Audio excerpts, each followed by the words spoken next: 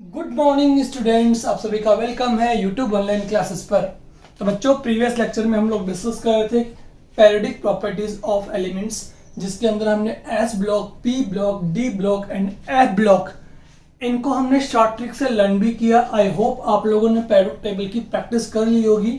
नहीं की है तो आप उसे बार बार प्रैक्टिस कीजिए, उसे कंप्लीटली लर्न कीजिए, बिकॉज जब तक आपको पेरियोडिक टेबल लर्न नहीं होगी आप आगे के क्वेश्चंस और फर्दर फॉरवर्ड जो हमारा चैप्टर है उसको ढंग से एक्सप्लेन नहीं कर पाएंगे, डिटेल में आप समझ नहीं पाएंगे। ठीक है, तो सबसे पहला वर्क जो आपका इस चैप्टर में बनता है वो बनता है आपकी पेरियोडिक टेबल की वेल प्रैक्टिस होनी चाहिए और पेरियोडिक टेबल आपको टिप्स पे लर्न होनी चाहिए। ठीक है, इसके बाद हमने इसकी प्रॉपर्टीज डिस्कस की थी। S block, P block, D block, F block की जो जितनी भी प्रॉपर्टीज हैं वो हमने एक्सप्लेन कर ली थी प्रीवियस लेक्चर में। So we are going to be start in this lecture, that is periodic property of elements. ठीक है, हमारा जो टॉपिक आज का यहाँ पे स्टार्ट कर रहे हैं वो कर रहे हैं आपका पेरियोडिक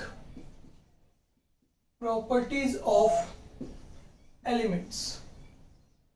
हमें यहाँ पे एलिमेंट्स के पेरियोडिक प्रॉपर्टीज को डिस्कस करना है। ये हमारा काफी लेंदी पार्ट हमारे पास में यहाँ पर है ये टॉपिक का।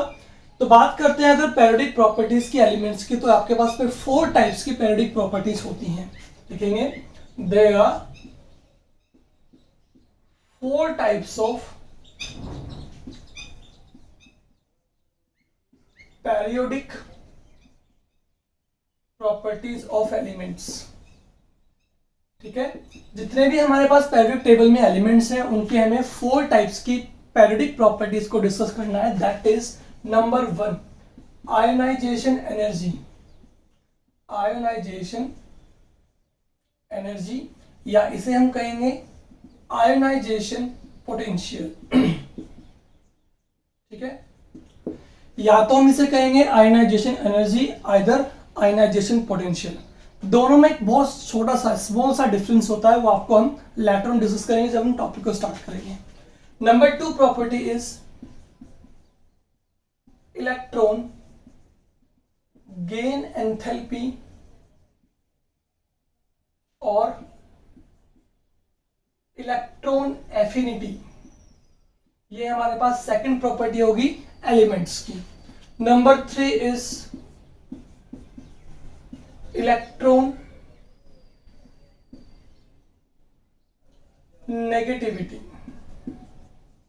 Okay, that is the property number 3 and the fourth one is atomic and ionic radius, यानी हम बात कर रहे हैं अबाउट द साइज।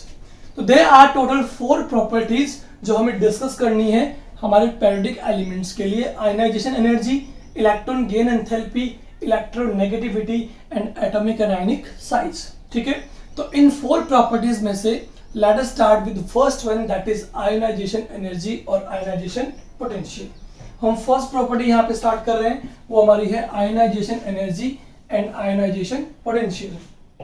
ठीक है, आयोनाइजेशन एनर्जी को हम शॉर्ट फॉर्म में रिप्रेजेंट करेंगे IE से और आयोनाइजेशन पोटेंशियल को रिप्रेजेंट करेंगे IP से। ठीक है, स्टार्ट करते हैं हमारी फर्स्ट प्रॉपर्टी आयोनाइजेशन एनर्जी। सबसे पहले बात करेंगे about the definition. What is the definition of ionisation energy और आयोनाइजेशन पोटेंशियल। तो बात करते हैं, सबसे पहले हमारे पास यहाँ पे कोई एटम है, सपोज कीजिए। ठीक है, इस एटम में ये आपका कौन सा पार्ट है, न्यूक्लियस। ये हम ऑलरेडी डिस्कस कर चुके हैं हमारे प्रीवियस चैप्टर में। ये क्या है आपके पास, नंबर ऑफ शेल्स। सपोज कीजिए कि इस एटम की आउटर मोस्ट शेल में आपका यहाँ पे कोई इलेक्ट्रॉन प्रेजेंट है। ठीक है, अब ये इलेक्ट्रॉन जो है वो आपका ऑब्वियसली न्यूक्लियस से यानी कि प्रोटॉन से क्या होगा, आपका अट्रैक्टेड होगा। ठीक है, इलेक्ट्रॉन जो है उस पर आपका अट्रैक्टिव फोर्स अप्लाई होता है, किसका, न्यूक्लियस का। दैट मीन्स अगर हमें इस इलेक्ट्रॉन को यहां से रिलीज करना है, ठीक है, इसे हमें यहां से इजेक्ट करना है, तो इसके लिए हमें इस पे क्या लगानी पड़ेगी, एनर्जी। ठीक है, समझ रहे हैं। अगर हम किसी भी एटम की बात करें, एटम की आउटर मोस्ट शेल में प्रेजेंट इलेक्ट्रॉन को अगर हमें यहां से रिमूव करना है, इजेक्ट करना है, तो we should apply energy on it. इस पे हमें एनर्जी अप्लाई करनी होगी जिससे इलेक्ट्रॉन आपका यहां से इजीली इजेक्ट या रिमूव हो।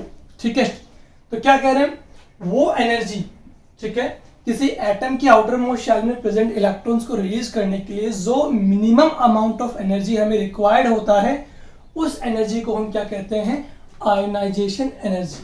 देखिए समझने की कोशिश करते हैं कि सबसे पहले इसके लिए कंडीशन क्या होनी चाहिए कि जो आपका एटम है, एटम शुड बी आइसोलेटेड। कैसा होना चाहिए? आइसोलेटेड। इट मीन्स एटम किसी अदर एटम्स के साथ में या किसी अदर एलिमेंट के साथ में आपका बॉन्डेड नहीं होना चाहिए, बिकॉज बॉन्डेड अगर होगा तो वहां पे आपकी स्टेबिलिटी क्या होगी? मोर होगी, और इलेक्ट्रॉन को इजेक्ट या रिमूव करने के लिए आपको अमाउंट ऑफ एनर्जी मोर चाहिए। As well should be isolated and in gaseous state. किसमें होना चाहिए? गैसियस स्टेट में होना चाहिए। एटम अगर आपका गैसियस स्टेट में होगा तो वहां से इलेक्ट्रॉन इजेक्शन क्या रहेगा? अपने लिए इजी रहेगा, ठीक है, क्योंकि गैसियस स्टेट में आपके लीस्ट स्टेबल होंगे। ठीक है, समझ आया आपको ये? तो अगर हम किसी इलेक्ट्रॉन को रिमूव कर रहे हैं किसी एटम के आउटर मोस्ट शेल से, तो atom should be isolated as well as in gaseous state. अगर ऐसा होता है तो उस एटम से इलेक्ट्रॉन इजेक्शन या रिमूवल जो होगा वो आपका इजियर रहेगा। वहां पे लो अमाउंट ऑफ एनर्जी के साथ में आपका इलेक्ट्रॉन इजेक्ट हो जाता है। ठीक है, तो हमने क्या कहा? किसी एटम की आउटर मोस्ट शेल में प्रेजेंट इलेक्ट्रॉन को रिमूव करने के लिए जो मिनिमम अमाउंट ऑफ एनर्जी हमें रिक्वायर्ड होती है, that energy is known as ionisation energy. ठीक है, यहां पे हुआ क्या लिखेंगे? The minimum energy, this is definition, the minimum energy which is required to remove outermost electron. देखिएगा, आउटरमोस्ट इलेक्ट्रॉन ही क्यों? बिकॉज अगर कोई इलेक्ट्रॉन आपका इनर शेल में प्रेजेंट होता है तो वो न्यूक्लियस से मोर अट्रैक्टेड होता है। इस इलेक्ट्रॉन को यहां से रिलीज करने के लिए आपको amount of energy high required होती है। ठीक है, दैट्स वाई हम क्या कह रहे हैं? हम यहाँ पे उन सारी कंडीशंस को सेलेक्ट आउट कर रहे हैं बच्चों, स्टूडेंट्स, जिस कंडीशन से आपको लो अमाउंट ऑफ एनर्जी के साथ में इलेक्ट्रॉन इजेक्ट हो जाए। दैट इज कि आउटर मोस्ट इलेक्ट्रॉन होना चाहिए। Number 2, atom should be isolated and in gaseous state. The minimum energy which is required to remove outermost electron from an isolated gaseous atom,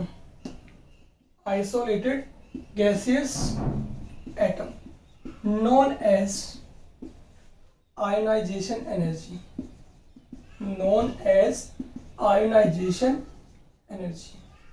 समझे आप? किसी भी isolated gases atom की outer most shell में present electron को eject या remove करने के लिए जो minimum amount of energy required होगा, that energy is known as ionisation energy. तो सिंपली हम क्या करें? सपोज कीजिए आपके पास क्या है? एक एटम है M। क्या है? M एक एटम है आपके पास। सपोज कीजिए एग्जांपल, ठीक है, इस एटम की आउटर मोस्ट शेल से, ठीक है, हम क्या कर रहे हैं? इसको हम प्रोवाइड कर रहे हैं क्या? एनर्जी। एनर्जी प्रोवाइड करने पे इसकी आउटर मोस्ट शेल में प्रेजेंट इलेक्ट्रॉन जो है वो आपका रिमूव हो गया। यहां से हम क्या कर रहे हैं? 1 इलेक्ट्रॉन को रिमूव कर देते हैं। ठीक है, जैसे हमने यहां से इलेक्ट्रॉन रिमूव कर दिया तो M पे चार्ज क्या होगा बच्चा? पॉजिटिव। ठीक है, क्या होगा? पॉजिटिव। दैट मीन्स कि एटम जो है वो आफ्टर इजेक्शन ऑफ इलेक्ट्रॉन क्या हो गया है? आयोनाइज, आयन में कन्वर्ट हो गया है। क्या बन गया है? केटायन बन गया। क्या बन गया? केटायन। केटायन मतलब that is species which contain positive charge.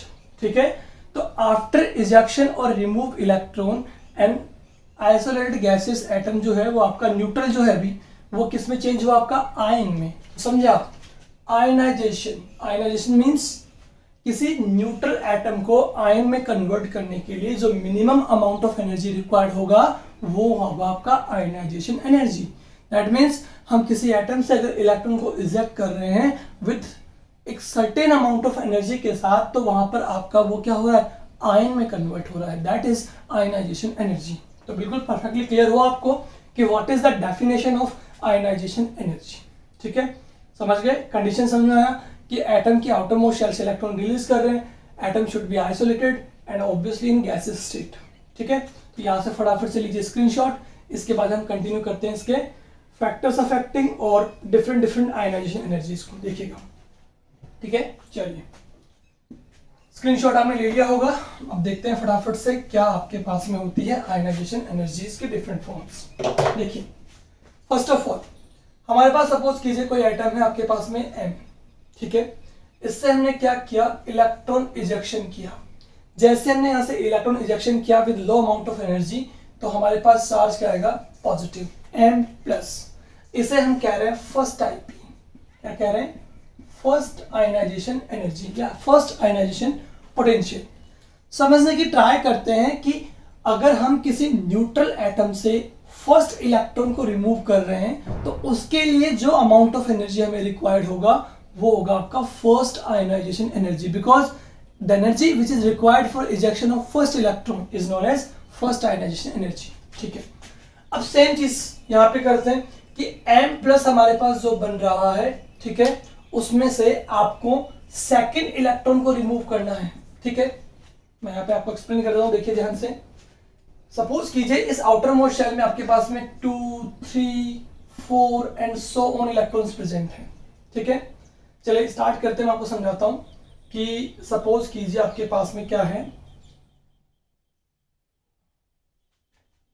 एक बार फिर से अपन डायग्राम यहाँ पे बना रहे हैं, देखिएगा। सपोज करते हैं हमने यहाँ पे एक एटम का डायग्राम बनाया है यहाँ पे आपके सामने, जो है किसका, आपका, देखिएगा इसमें कितने इलेक्ट्रॉन्स है, 1, 2, देन 3, 4, 5, 6, 7। कितने इलेक्ट्रॉन्स हो गए, 5 इलेक्ट्रॉन तो आपके आउटर मोस्ट शेल में, ठीक है, और 2 इलेक्ट्रॉन कहाँ पे आपके इनर शेल में है। टोटल कितने हो गए, 7 इलेक्ट्रॉन जिस एलिमेंट में होते हैं वो कौन होता है, आपका नाइट्रोजन। यहाँ पे मैंने नाइट्रोजन का डायग्राम बनाया आपके लिए, ठीक है। अब 7 इलेक्ट्रॉन अगर है तो प्रोटॉन भी कितने होंगे, 7 होंगे, ठीक है। इस तरह से आपके पास में यहाँ पे कितने हैं, 7 प्रोटॉन्स हैं। 7 इलेक्ट्रॉन 7 प्रोटॉन्स आपके पास में है। अब आपने क्या किया, इस नाइट्रोजन से, नाइट्रोजन को हमने यहाँ पे क्या कंसीडर कर लिया है, M। इसमें से फर्स्ट इलेक्ट्रॉन जो हमने रिलीज कर दिया है, ठीक है, यानी ये वाला इलेक्ट्रॉन। अगर यहाँ से फर्स्ट इलेक्ट्रॉन हमने रिलीज किया है तो उस इलेक्ट्रॉन को रिलीज करने के लिए क्या चाहिए आपको, एनर्जी। तो यहाँ से आपने इसे एनर्जी प्रोवाइड की, इलेक्ट्रॉन क्या हो गया आपका, इजेक्ट हो गया, सपोज कीजिए, हो गया। तो फर्स्ट इलेक्ट्रॉन को रिमूव करने के लिए जो अमाउंट ऑफ एनर्जी हमें रिक्वायर्ड होगी, that is first ionization potential. हो गया रिमूव, ठीक है। अब जैसे ही आपका यहां से इलेक्ट्रॉन रिमूव होगा तो नाइट्रोजन पे चार्ज क्या होगा, पॉजिटिव, यानी M पे चार्ज कितना हो गया, +1। अब देखिए, जैसे ही आपने यहां से इलेक्ट्रॉन रिलीज कर दिया है, आपके पास नंबर ऑफ इलेक्ट्रॉन क्या बचा, आपके पास नंबर ऑफ इलेक्ट्रॉन रहा 1, 2, 3, 4, 5, 6। नंबर ऑफ इलेक्ट्रॉन कितना रहा, 6। बट अभी भी नंबर ऑफ प्रोटॉन कितना है बच्चा, 7। इट मींस कि न्यूक्लियर अट्रैक्शन जो है ना वो अब थोड़ा इंक्रीज हो जाएगा, because after removal of 1 electron, electrons का नंबर क्या हो गया, डिक्रीज, और प्रोटॉन्स का नंबर अभी भी कितना है, कांस्टेंट है, सेम है। तो प्रोटॉन्स का नंबर मोर है एज कंपेयर टू इलेक्ट्रॉन्स के, तो ये इलेक्ट्रॉन्स को अपनी तरफ क्या करेंगे, अट्रैक्ट करेंगे। इलेक्ट्रॉन को अपनी तरफ अट्रैक्ट करेंगे तो जो सेकंड इलेक्ट्रॉन को हम निकालना चाहते हैं, सेकंड इलेक्ट्रॉन को, तो उसके लिए जो एनर्जी लगेगी वो आपकी होगी मोर देन दिस एनर्जी, ठीक है। जो एनर्जी हमने अप्लाई की थी फर्स्ट इलेक्ट्रॉन को निकालने के लिए, उससे मोर अमाउंट ऑफ एनर्जी हमें रिक्वायर्ड यहां पर होगा, बिकॉज फर्स्ट इलेक्ट्रॉन के इजेक्शन से नंबर ऑफ इलेक्ट्रॉन लो हो गया है, जबकि प्रोटॉन का नंबर कांस्टेंट है। तो प्रोटॉन इलेक्ट्रॉन्स को अपनी तरफ अट्रैक्ट करेंगे, जिससे इलेक्ट्रॉन को रिलीज करने के लिए फर्स्ट टाइम जो हमने एनर्जी अप्लाई की थी उससे more amount of energy required होगा। तो M प्लस से जब हम पहला इलेक्ट्रॉन निकाल चुके हैं, सेकेंड इलेक्ट्रॉन निकालना चाह रहे हैं, तो हमारे पास में आंसर क्या आएगा, M2 प्लस। क्या आएगा, 2 प्लस। और इसे रिलीज करने के लिए, सेकेंड इलेक्ट्रॉन को निकालने के लिए जो अमाउंट ऑफ एनर्जी हमें रिक्वायर्ड होगा, that is second ionization potential. तो अगर हम कहें कि what is the definition of second ionization energy, तो क्या कहेंगे, the amount of energy which is required to remove second electron from an isolated gases atom, ठीक है, उसे हम कहेंगे सेकेंड आयनाइजेशन एनर्जी। अब क्या होगा, चलिए, आपने सेकेंड इलेक्ट्रॉन को भी यहां से रिलीज कर दिया है, ये भी रिलीज हो चुका है, ठीक है। अब जैसे सेकेंड इलेक्ट्रॉन रिलीज हो गया तो नंबर ऑफ इलेक्ट्रॉन कितना रहा आपके पास में, 1, 2, 3, 4, 5, कितना रहा, 5। बट नंबर ऑफ प्रोटॉन अभी भी कितना है, 7 है, ठीक है। तो नंबर ऑफ इलेक्ट्रॉन वापस से डिक्रीज हुआ, तो अब न्यूक्लियर अट्रैक्शन जो इलेक्ट्रॉन पे लग रहा है वो और भी इंक्रीज हो जाएगा। तो अब थर्ड इलेक्ट्रॉन को निकालने के लिए आपको जो एनर्जी रिक्वायर्ड होगी वो आपकी मोर होगी इन दोनों से भी, ठीक है। समझ में आ रहा है आपको कि जैसे जैसे हम इलेक्ट्रॉन निकालते चले जाएंगे वैसे वैसे आपका न्यूक्लियर अट्रैक्शन जो है इलेक्ट्रॉन पे वो इंक्रीज होगा, बिकॉज इलेक्ट्रॉन डिक्रीज हो रहा है बट प्रोटॉन का नंबर कांस्टेंट है। तो हमें more and more amount of energy की रिक्वायरमेंट हो रही है, ठीक है। तो M2+ से जब हम एक और इलेक्ट्रॉन यहाँ से रिलीज करेंगे तो M पे 400 कितना हो जाएगा बच्चा, 3 पॉजिटिव, और यहाँ पे जो एनर्जी हमें रिक्वायर्ड होगी उसे हम कहेंगे थर्ड आयनाइजेशन पोटेंशियल, ठीक है। तो अगर मैं आपसे कहूँ, अब आपको समझ में सारा आया होगा, अगर मैं अब आपसे कहूँ कि what is the increasing order of these IPs, first second and third, तो हम क्या कहेंगे, थर्ड आईपी सबसे ग्रेटर होगी, ठीक है, देन हमारे पास सेकेंड आईपी होगी, देन हमारे पास फर्स्ट आईपी होगी, ठीक है, first second and third IP, ठीक है। क्यों, बिकॉज थर्ड टाइम पर इलेक्ट्रॉन को इजेक्ट करने के लिए या रिमूव करने के लिए आपको अमाउंट ऑफ एनर्जी जो है वो मोर रिक्वायर्ड होगा as compare to second and first के, ये हमने यहाँ पे एक्सप्लेन कर दिया था, ठीक है। और किसी एटम से आप मैक्सिमम 3 इलेक्ट्रॉन्स को इजेक्ट कर सकते हैं, फोर्थ इलेक्ट्रॉन निकालने के लिए हमें इतना ज्यादा अमाउंट ऑफ एनर्जी चाहिए होगा जो हमारे पास अवेलेबल नहीं होता है, इसीलिए हम केवल first second and third IP तक ही डिस्कस कर सकते हैं आपसे, ठीक है। तो यहाँ पे first second and third IP का आपने ऑर्डर देखा, third second and first IP, ठीक है। ये कंप्लीटली मैंने आपको एक्सप्लेन कर दिया, फटाफट से आप ले सकते हैं इसका स्क्रीनशॉट। इसके बाद हम देखते हैं फैक्टर्स अफेक्टिंग आयनाइजेशन एनर्जी। चलिए हो गया, स्टार्ट करते हैं फैक्टर्स अफेक्टिंग आयनाइजेशन एनर्जी।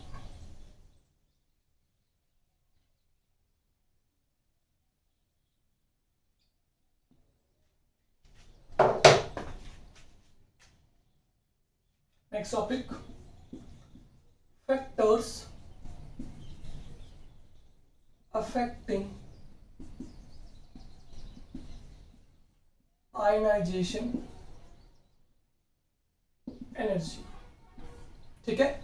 कौन कौन से फैक्टर्स हैं जो आपके आयनाइजेशन एनर्जी को अफेक्ट करते हैं। अब देखिए, आपको थोड़ा सा कंफ्यूजन भी होगा, वो भी मैं आपको क्लियर कर देता हूं कि आईई और आईपी में डिफरेंस क्या है। देखिए, आयनाइजेशन एनर्जी और आयनाइजेशन पोटेंशियल दोनों की जो डेफिनेशन है वो सेम होगी जो मैंने आपको थोड़ी देर पहले रिटन डाउन करवाई थी आपको, ठीक है ना। तो दोनों की डेफिनेशन क्या होगी, same, the amount of energy which is required to remove electron from outermost shell of an gases isolated gases atom, definition क्या रहेगी, सेम।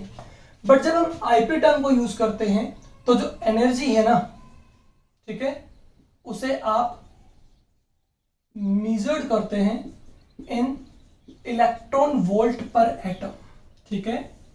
जब भी हम कहीं किसी एनर्जी के लिए हम आयनाइजेशन पोटेंशियल को यूज करते हैं, दैट मीन्स वहां पे आप एनर्जी को जो मेजर कर रहे हैं वो किस में कर रहे हैं, इलेक्ट्रॉन वोल्ट पर एटम के लिए, ठीक है।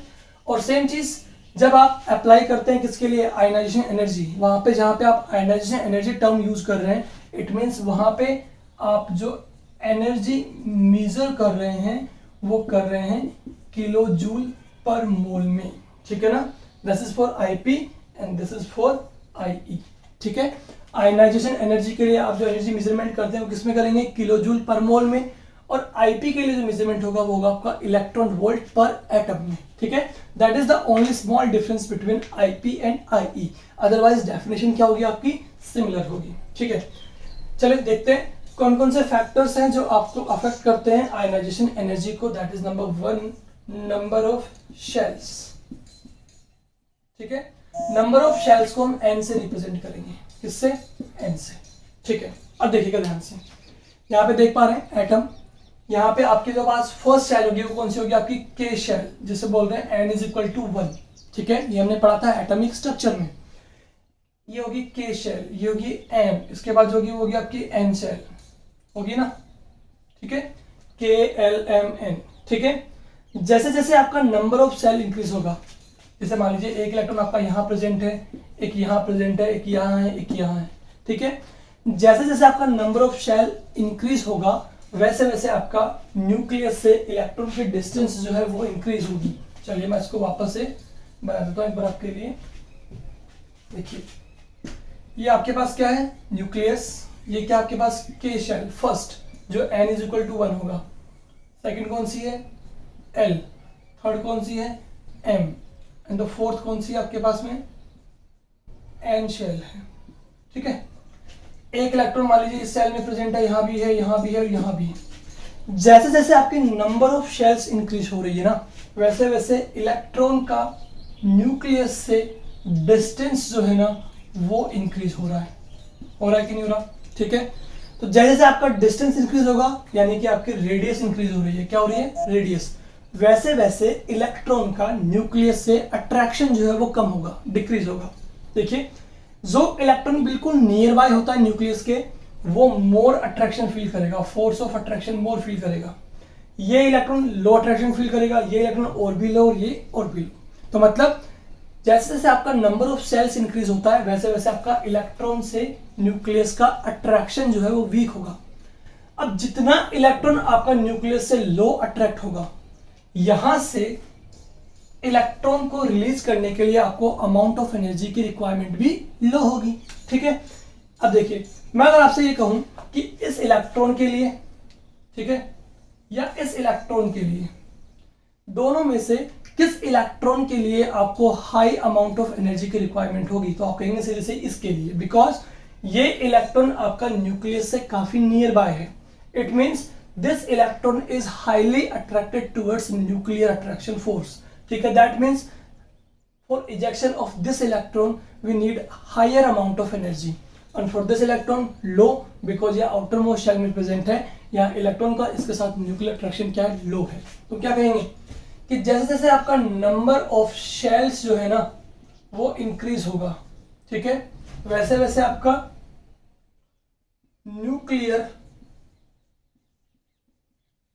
अट्रैक्शन जो है वो डिक्रीज होगा।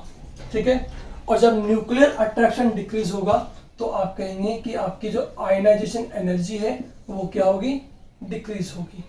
ठीक है, तो जैसे आपकी नंबर ऑफ शेल्स इंक्रीज होंगी वैसे वैसे आपकी आयनाइजेशन एनर्जी डिक्रीज हो रही है। तो यू कैन से कि आयनाइजेशन एनर्जी जो है वो आपका इनवर्सली प्रोपोर्शनल है किसके, नंबर ऑफ शेल्स के, किसके, नंबर ऑफ शेल्स यानी कि n। ठीक है, तो जैसे जैसे आपका नंबर ऑफ शेल्स इंक्रीज होगा वैसे वैसे आपको इलेक्ट्रॉन को रिमूव करने के लिए लो अमाउंट ऑफ एनर्जी की रिक्वायरमेंट होगी।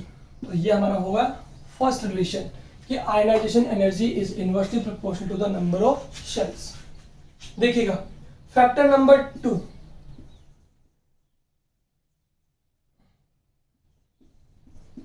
Effective nuclear charge. Effective nuclear charge को हम रिप्रेजेंट करते हैं जेड स्टार से, किससे, जेड स्टार से। वही नंबर ऑफ शेल्स को रिप्रेजेंट करते हैं किससे, एन से। देखिएगा इफेक्टिव न्यूक्लियर चार्ज यानी न्यूक्लियस में प्रेजेंट जो आपका चार्ज है प्रोटॉन वो, ठीक है, ये अगर आपकी बात करें जैसे जैसे इंक्रीज होगा, अब समझिए अगर आपका न्यूक्लियस में प्रोटॉन चार्ज इंक्रीज होता है पॉजिटिव, तो वो इलेक्ट्रॉन को अपनी तरफ क्या करेगा, मोर अट्रैक्ट करेगा। ठीक है, और जितना ज्यादा इफेक्टिव न्यूक्लियर चार्ज इंक्रीज होगा इलेक्ट्रॉन इनकी तरफ क्या होंगे, अट्रैक्ट होंगे।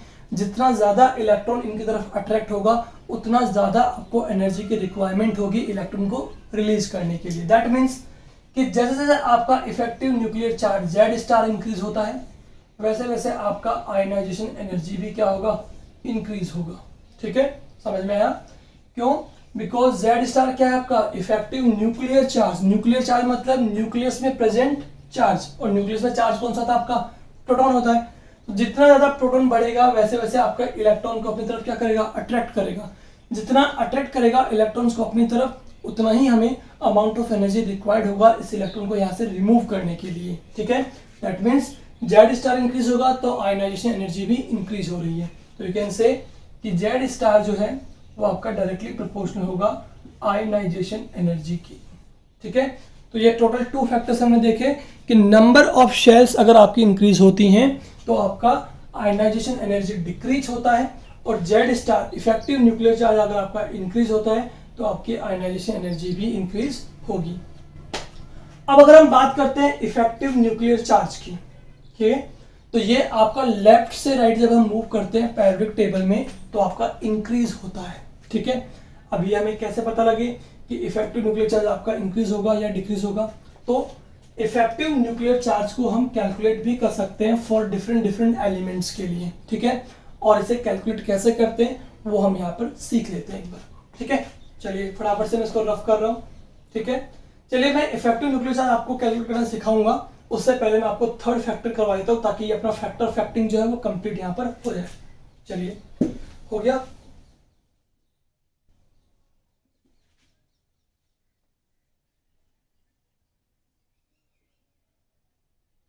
थर्ड फैक्टर हमारे पास जो है वो है आपका stable electronic configuration,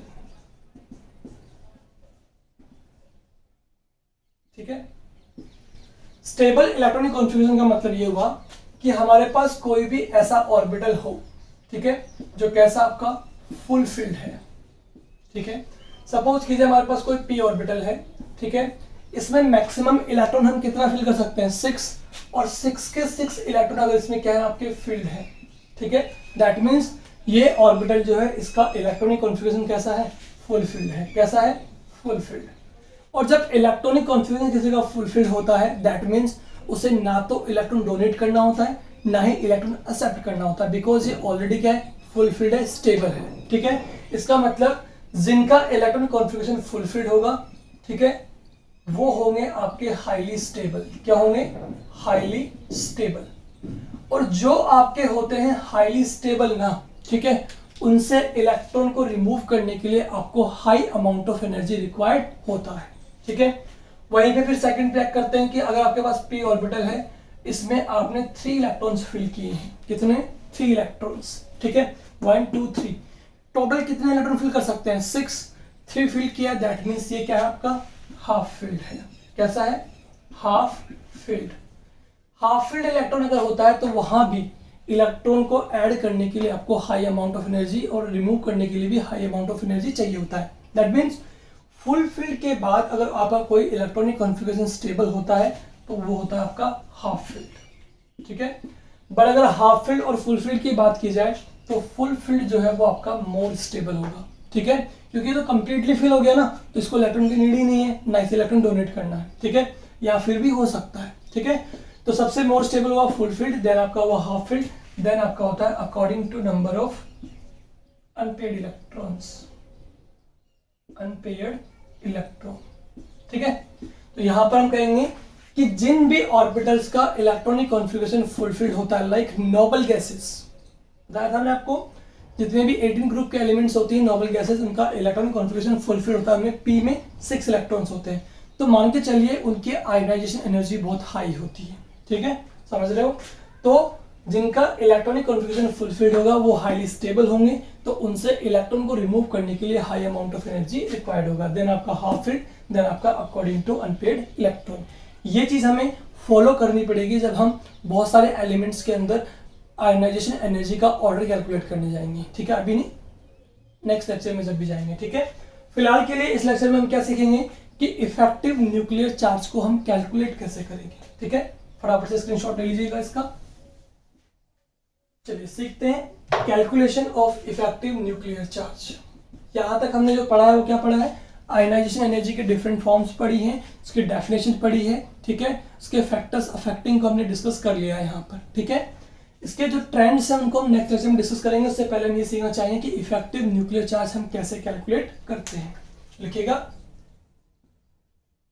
calculation of effective nuclear charge, ठीक है। इफेक्टिव न्यूक्लियर चार्ज जो है ना उसे कैलकुलेट किया जाता है एक फॉर्मूले से, that formula is Z star is equal to Z minus S, ठीक है। कई कई जगह बुक्स में आपको S की जगह क्या मिलेगा? सिग्मा मिलेगा। क्या मिलेगा? सिग्मा, बट हमें यहाँ पे S यूज करना है। यहाँ पे Z का मीनिंग क्या होता है बच्चों? एटॉमिक नंबर, ठीक है, और S या सिग्मा का मतलब होता है स्लैटर कांस्टेंट, ठीक है। अब किसी भी एलिमेंट के लिए हमें उसका एटॉमिक नंबर तो ऑलरेडी नोन है। जैसे मैं कहूँ नाइट्रोजन तो उसका एटॉमिक नंबर कितना होगा 7, मैं कहूँ कार्बन तो कार्बन का एटॉमिक नंबर कितना होगा 6, बट उसका जो स्लैटर कांस्टेंट है S वो हमें नोन नहीं है। तो हम क्या करेंगे, स्लैटर कांस्टेंट को कैलकुलेट करेंगे और फिर यहाँ पुट करेंगे तो हमारे पास क्या निकल जाएगा, इफेक्टिव न्यूक्लियर चार्ज। तो अब हमारे पास इसी में एक न्यू टॉपिक स्टार्ट हो गया, calculation of Slater constant. Slater constant, ठीक है। और स्लैटर कांस्टेंट को कैलकुलेट करने के लिए हमारे पास कुछ रूल्स होते हैं। वो रूल्स क्या है देखिए वन बाय वन। फर्स्ट क्या है, first of all write electron configuration according to principal quantum number यानी कि n। और इसके अकॉर्डिंग जब हम लिखते हैं क्या लिखते हैं, सबसे पहले 1s 2s 2p 3s 3p 3d 4s 4p 4d 4f। ये 4 का हुआ, थर्ड का हुआ, सेकंड का, फर्स्ट का। मतलब मैं आपसे क्या कह रहा हूं, सुनो ध्यान से। जब भी हम किसी एलिमेंट का इलेक्ट्रॉनिक कॉन्फ़िगरेशन लिखते हैं ना, तब तो देखो पहले 1s फिल करते हैं, फिर 2s 2p 3s 3p 3d से पहले 4s को फिल करते हैं। कंफ्यूज नहीं होना है। जब हम इलेक्ट्रॉनिक कॉन्फ़िगरेशन को फिल करते हैं ना बच्चों, तो वो करते हैं अकॉर्डिंग टू n+l रूल। तब उसमें 4s पहले आता है 3d से। बट हमने यहाँ पे क्या लिखा है कि यहाँ पे हम इलेक्ट्रॉनिक कॉन्फ़िगरेशन को राइट डाउन कर रहे हैं according to principal quantum number. तो उसके अकॉर्डिंग पहले फर्स्ट सेल आएगी, then second shell, then third shell, then fourth shell. ठीक है, कंफ्यूज नहीं होना। During writing electronic configuration for an element हम 4s को पहले लेते हैं, 3d को बाद में। ठीक है, चलिए next rule. Then make group of these subshells.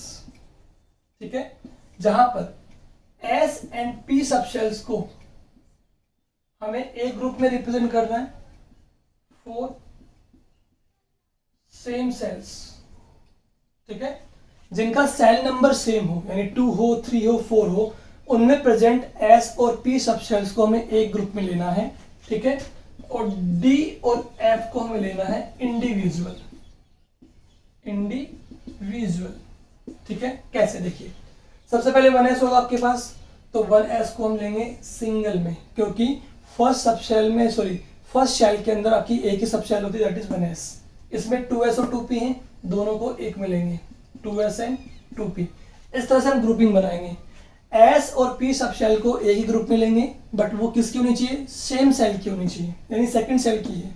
अब देखो थर्ड शेल है, थर्ड ये है, तो 3s और 3p को हम एक ग्रुप में लेंगे, 3s and 3p। 3d d और f सबशेल को लेंगे इंडिविजुअल, तो 3d इंडिविजुअल में आएगा, then 4s 4p same group में आएगा, 4s and 4p, then 4d and then 4f, इस तरह से। ठीक है, तो d और f वाली सबशेल्स को अपन को इंडिविजुअल ग्रुप में लेना है, जबकि s और p को हम लेंगे सेम ग्रुप में। ठीक है, rule number 3, then designated these group। ठीक है, इन ग्रुप्स को क्या करेंगे, डेजिग्नेट करेंगे। ठीक है, सपोज कीजिए आपके पास में सबसे आउटर मोस्ट शेल कौन सी है आपकी, देखिए मैं यहाँ पे बना रहा हूँ group 1s 2s 2p 3s 3p and 3d। Suppose कीजिए किसी एलिमेंट का आउटर मोस्ट इलेक्ट्रॉनिक कॉन्फ़िगरेशन कौन सा है, 3d है, तो इसको हम लिखेंगे सबसे आउटर मोस्ट है, तो इसको रिप्रेजेंट करेंगे किससे, n से। ठीक है, इसके बाद इसके अंदर वाली सबशेल कौन सी है, 3s एंड 3p, इसको रिप्रेजेंट करेंगे n-1 से। ठीक है, इसके इनर वाली कौन सी है, ये वाली, तो इसको रिप्रेजेंट करेंगे n-2 से, इसको रिप्रेजेंट करेंगे n-3 से, एंड सो ऑन। ठीक है, बस आपको ये ध्यान रखना है कि जो भी एलिमेंट का इलेक्ट्रॉनिक कॉन्फ़िगरेशन सबसे लास्ट में आ रहा है, उस आउटर मोस्ट शेल को तो हम रिप्रेजेंट करेंगे किससे, n से, एंड देन इनर शेल को n-1 n-2 n-3 and so on से रिप्रेजेंट करेंगे। तो देयर आर 3 रूल्स। सबसे पहले हमें जो भी एलिमेंट दिया गया है जिसका हमें इफेक्टिव न्यूक्लियर चार्ज कैलकुलेट करना है उसका हम लिखेंगे electronic configuration according to principal quantum number. फिर उनके हम बनाएंगे ग्रुप्स, जिसमें सेम सेल के लिए जो S और P सब शेल्स हैं उनको लिखेंगे एक ग्रुप में और D एंड F को लिखेंगे individual. Then outer most shell को हम रिप्रेजेंट करेंगे N से, देन इनर को n-1, 2, 3 एंड सो ऑन से डेजिग्नेट कर देते हैं। ठीक है, ये 3 रूल्स फटाफट से आप नोट कीजिए और इसका फटाफट से स्क्रीनशॉट लीजिए। देन हम कंटिन्यू करते हैं आगे 4th, 5th and 6th rule को। ठीक है, हो गया, चलिए।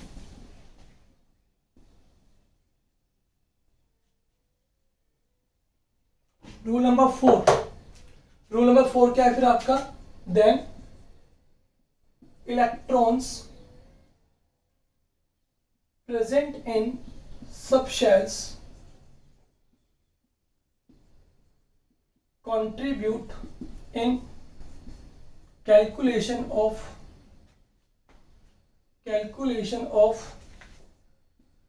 Slater constant.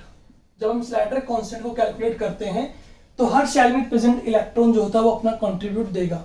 तो देखिए यहाँ पर n जो आउटर मोस्ट था आपका, भी आपने लिखा रूल नंबर 3 में, उसकी वैल्यू हम लिखेंगे 0.35, n-1 की वैल्यू जो लिखेंगे 0.85, n-2 की वैल्यू हम लिखेंगे कितना 1, n-3 की वैल्यू कितना लिखेंगे 1, n-4 की भी कितना 1 एंड सो ऑन, कितना भी हो सबकी वैल्यू कितनी होगी 1 ही होगी। ठीक है, बस आपको ये ध्यान रखना है कि सबसे आउटर मोस्ट आपका n था उसकी वैल्यू 0.35 होगी, उसके इनर शेल की होगी 0.85 एंड देन कितनी भी इनर शेल्स हो आपके पास सबकी वैल्यू कितनी होगी 1 होगी। 0.35, 85 एंड 1, ये 3 वैल्यूज हैं। ठीक है, rule number 5, last electron of outer subshell not contribute in calculation of Slater constant।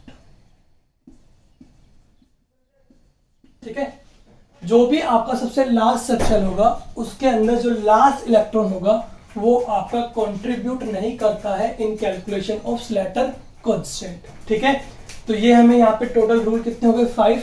इनकी हेल्प से हम किसी भी एलिमेंट का इफेक्टिव न्यूक्लियर चार्ज कैलकुलेट कर सकते हैं। ठीक है, अब फटाफट से मैं ले रहा हूँ एग्जांपल कि हम किस तरह से कैलकुलेट करेंगे। एक एग्जांपल आप फटाफट से देखिएगा। ठीक है, चलिए स्टार्ट करें।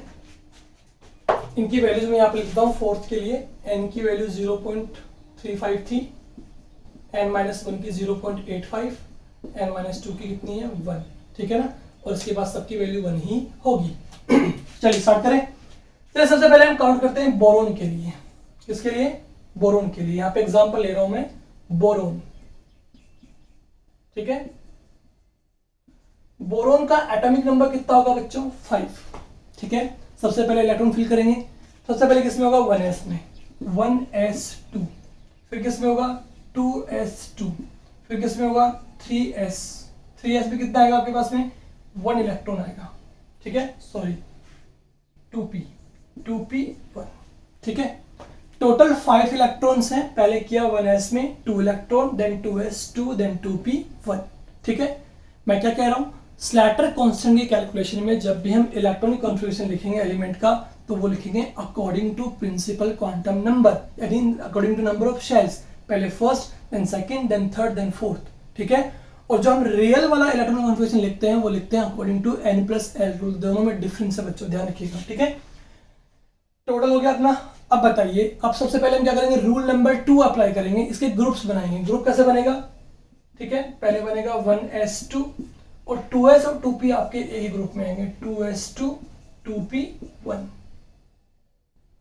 हो गया, डन। ग्रुप रूल नंबर 2 यहाँ पे कंप्लीट हो जाता है। रूल नंबर 3 क्या था कि जो सबसे आउटर मोस्ट होगा आपका उसको हम किससे रिप्रेजेंट करेंगे, n से, और इसके अंदर वाले को n-1 से। इसके अंदर अगर कोई सबशेल होती है उसको n-2, 3 so on। हाँ, बट यहाँ पे टोटल आपके पास 2 ही हैं, n और n-1। ठीक है, हो गया। अब रूल नंबर 4 आपसे क्या कहता है कि इनकी वैल्यूज n के लिए कितनी होगी 0.35 होगी, n-1 के लिए 0.85 होगी, n-2 के लिए 1 एंड सो ऑन होगी। ठीक है, बट इसके लिए आपको रूल नंबर 5 भी माइंड में रखना है। रूल नंबर 5 क्या कहता है कि last electron of outer most shell जो होता है वो कंट्रीब्यूट नहीं करेगा। तो देखिए लास्ट इलेक्ट्रॉन कौन सा आपका 2p1, इसको हटा दें यहाँ से। अगर आपने लास्ट इलेक्ट्रॉन को यहाँ से कम कर दिया तो आपके पास कितना बचा, 2 इलेक्ट्रॉन, कितना बचा 2, तो इसे लिखेंगे 2 इलेक्ट्रॉन इंटू एन की वैल्यू कितनी होती है 0.35, 0.35, ठीक है, प्लस n-1 में कितने इलेक्ट्रॉन प्रेजेंट आपके टोटल 2, कितने इलेक्ट्रॉन है 2, और n-1 की वैल्यू कितनी होती है 0.85, तो मल्टीप्लाई विद 0.85, ठीक है, कितना आ गया कैलकुलेट कीजिए, ये तो आ गया आपके पास में 1.720 हो गया और कैरी 1 2 8 जा 170 प्लस ये कितना हो गया 0.70, कितना आ गया 2.40 आपके पास आ गया।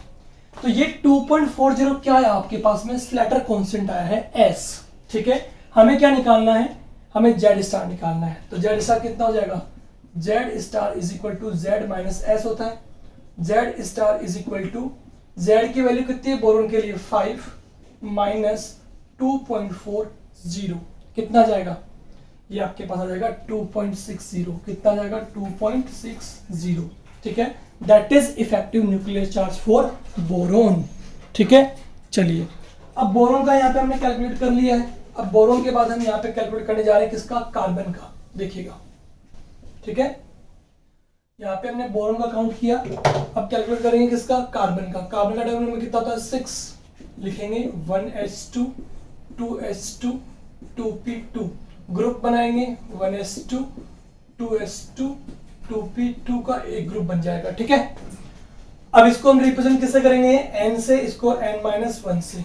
अब बताइए कितने इलेक्ट्रॉन इसके अंदर 4, एक इलेक्ट्रॉन लास्ट वाला काउंट नहीं होगा तो कितने बचे 3 electron into value 0.35 plus 2 electron into 0.85, कितना आ गया, ये हो गया 1.70 प्लस ये कितना हो गया, ये हो गया आपके पास 1.05, काउंट करो कितना आ जाएगा 2.75, ये हुआ 2.75।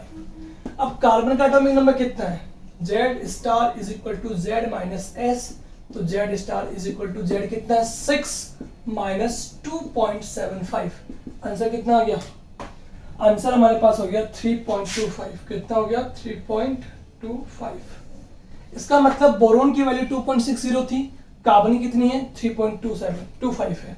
वही नाइट्रोजन का निकालेंगे तो ग्रुपिंग बनाएंगे 1s2 2s2 2p3, ठीक है, टोटल 5 इलेक्ट्रॉन है आउटर मोस्ट शेल में और इनर में है 2 electron, that is n-1। Last electron contribute नहीं होगा तो 4 into 0.35 plus 2 into 0.85 becomes 1.70 plus ये कितना हो गया 1.40, टोटल करेंगे कितना आ गया 3.10 हो गया, ठीक है। क्या निकालेंगे Z स्टार, तो Z star is equal to Z minus S is equal to 7 minus 3.10, कितना हो गया, दैट इज 3.90। देखा आपने, क्या देखा कि बोरोन के लिए वैल्यू कितनी आ रही है 2.60, कार्बन के लिए कितना आ रहा है 3.25, नाइट्रोजन के लिए कितना आ रहा है 3.90, ठीक है। तो देखिएगा यहां मैं लिख रहा हूं इनको, बोरोन कार्बन नाइट्रोजन, बोरोन के लिए वैल्यू कितनी आई 2.60, कार्बन के लिए 3.25, नाइट्रोजन के लिए 3.90। अब आप ऑक्सीजन और फ्लोरीन के लिए भी निकाल सकते हैं वैल्यू, ठीक है, ये आपको प्रैक्टिस करनी है घर पर, ठीक है। ऑक्सीजन और फ्लोरीन का जब आप निकालेंगे इफेक्टिव न्यूक्लियर चार्ज तो ऑब्वियसली 3.90 से हाई आएगा और ये से हाई आएगा, दैट मीन्स हम यहाँ पे कंक्लूजन निकाल पा रहे हैं कि जब भी हम पेरियोडिक टेबल में लेफ्ट से राइट की तरफ मूव करते हैं, ठीक है, boron to carbon, carbon to nitrogen to oxygen to fluorine, तो हमारे पास इफेक्टिव न्यूक्लियर चार्ज जो है वो इंक्रीज हो रहा है, क्या हो रहा है, इंक्रीज हो रहा है, ठीक है ना। दैट मीन्स क्या हुआ कि जब भी हम पेरियोडिक टेबल में लेफ्ट टू राइट मूव करते हैं तो आपका Z स्टार जो होता है इफेक्टिव न्यूक्लियर चार्ज वो क्या होता है, इंक्रीज होता है, ठीक है। और जब अप से डाउन मूव करते हैं तो नंबर ऑफ इलेक्ट्रॉन क्या होते हैं, कांस्टेंट, और नंबर ऑफ शेल्स बढ़ती है, ठीक है ना, नंबर ऑफ शेल्स इंक्रीज होती है, कांस्टेंट रहता है इलेक्ट्रॉन, तो Z स्टार जो है वो भी आपका कांस्टेंट हो जाता है, ठीक है। तो ये एक रूल हमने अभी देखा कि जब भी हम पेरियोडिक टेबल में लेफ्ट से राइट मूव करते हैं एलिमेंट्स के लिए, तो जेड स्टार या इफेक्टिव न्यूक्लियर चार्ज क्या होता है, इंक्रीज, बिकॉज इलेक्ट्रॉन इंक्रीज हो रहा है। अप से डाउन जाएंगे तो इलेक्ट्रॉन सेम रहता है, सेल्स इंक्रीज होती है तो जेड स्टार क्या होगा, कांस्टेंट होगा। ठीक है, तो ये हमने आज सीखा कि हम कैसे इफेक्टिव न्यूक्लियर चार्ज को कैलकुलेट करते हैं। ठीक है, तो बच्चों आज के लेक्चर में हम इतना ही देखेंगे। ठीक है, यहाँ पे हमने आज का डिस्कस किया आयनाइजेशन एनर्जी, उसकी डेफिनेशन। ठीक है, first IP, second IP and third IP, किस तरह से आयनाइजेशन एनर्जी आपकी अफेक्ट होती है, उसके फैक्टर अफेक्टिंग्स को डिस्कस किया। साथ ही में उसके जो फैक्टर अफेक्टिंग थे उसके अंदर इफेक्टिव न्यूक्लियर चार्ज को हमने देखा, क्या उसका ट्रेंड रहता है पेरियोडिक टेबल में और इसे हम कैसे कैलकुलेट करते हैं। ठीक है, ऑक्सीजन फ्लोरीन के लिए आप निकाल लीजिएगा इसका इफेक्टिव न्यूक्लियर चार्ज। ठीक है, तो इस तरह से हमने आज जो भी डिस्कस किया उससे आप वेल प्रिपेयर रखिएगा। नेक्स्ट लेक्चर में हम आयनाइजेशन एनर्जी को कंटिन्यू करेंगे, उसके रेगुलर ट्रेंड्स को डिस्कस करेंगे, किसमें, पेरियोडिक टेबल में, किस तरह से वो इंक्रीज होता है, किस तरह से डिक्रीज होता है। ठीक है, इसके लिए आपको लर्न होने चाहिए फैक्टर्स अफेक्टिंग। फिर उसके बाद हम जो भी आयनाइजेशन एनर्जी के रेगुलर ट्रेंड है उसके अंदर कौन कौन से एक्सेप्शनल केसेस होते हैं उनको डिस्कस करेंगे वन बाय वन। ठीक है बच्चों, एंड देन हम आयनाइजेशन एनर्जी की एप्लीकेशंस को डिस्कस करेंगे। ओके बच्चों, तो बहुत अच्छे से इस चैप्टर को पढ़ते रहिएगा, बिकॉज इस चैप्टर में एटॉमिक स्ट्रक्चर चैप्टर में और एक केमिकल बॉन्डिंग, ये चैप्टर्स आपके केमिस्ट्री के बेस होते हैं। ठीक है ना, जब इन चैप्टर्स को बहुत अच्छे से हम डिस्कस कर लेते हैं, सब कुछ बहुत अच्छे से हमें ऑन टिप्स होता है, ठीक है, वेल प्रिपेयर होते हैं, तो हमारी केमिस्ट्री जो होती है सब्जेक्ट वो थोड़ी इजी होना स्टार्ट हो जाती है हमारे लिए। ठीक है, तो मैं ये बात माइंड में रखिएगा और इसे बहुत इजीली और बहुत अच्छे तरीके से प्रैक्टिस करते हुए डिस्कस कीजिएगा, पढ़िएगा। ठीक है बच्चों, तो आज के लेक्चर में इतना ही। मिलते हैं नेक्स्ट लेक्चर में न्यू टॉपिक के साथ जिसमें हम आयनाइजेशन एनर्जी को कंटिन्यू करेंगे। Thank you so much.